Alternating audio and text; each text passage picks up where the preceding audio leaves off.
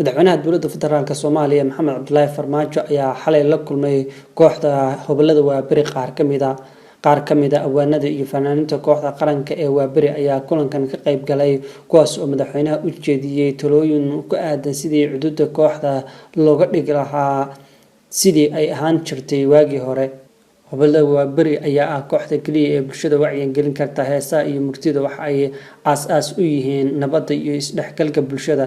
dadka qaar ayaa yiraahda heesaha waa xaraan balse aniga ma aaminsani in ay xaraan yihiin. suugaanta waxyaabaha kaliya ee dadka wax loogu fahansiin karo ayuu yiri madaxweynaha dowladda federaalka Soomaaliya Maxamed Cabdullaahi Farmaajo.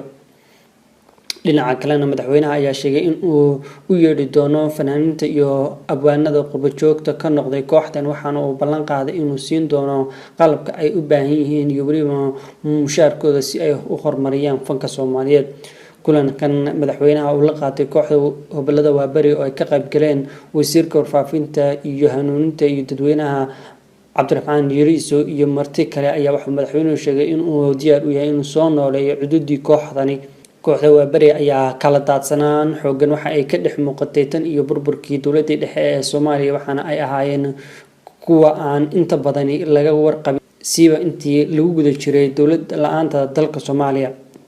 fanaaniinta kooxda Waaberi waxaa ugu caansanaa Xalimo Cumar Khaliif Mogool, Xasan Aadan Samatar, Khadiija Laalays, Zeynab Xaaji Cali Baxsan, Maxamed Saleebaan Tubeec, Beer Dilaacshe, Saada Cali Warsame, Salaad Derbi, Zeynab Cige, Khadiijo Fooday, Cumar Cabdulle Axmed, Cali Cigaal, Khadra Daahir Cige, Mariin Mursal Ciise, Faadmo Qaasim Hilowle, Maandeeq Axmed Mooge iyo Hiba Nuura. awaanada kooxda Waaberi waxaa ugu caansanaa abwaan Hadraawi, Maxamed Cabdullaahi Sangub, Cabdi Maxamuud Aamiin Kaariye, Cismaan Aadan Askari, Xasan Geney Tukaale, Cabdi Dhuux iyo Cali Sugule.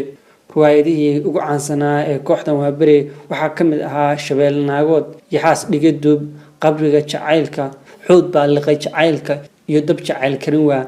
fanaaniinta iyo abwaanada kooxda Waaberi ayaa intooda badan ah kuwa geeriyooday iyo kuwa hadda ku nool dalka dibadiisa waxaana ay kala firxadeen markii dalka Soomaaliya uu burburay waxaana uu ballan qaaday madaxweynaha Soomaaliya in uu ka shaqeyn doono sidii kooxdan mar kale loo soo abaabuli lahaa.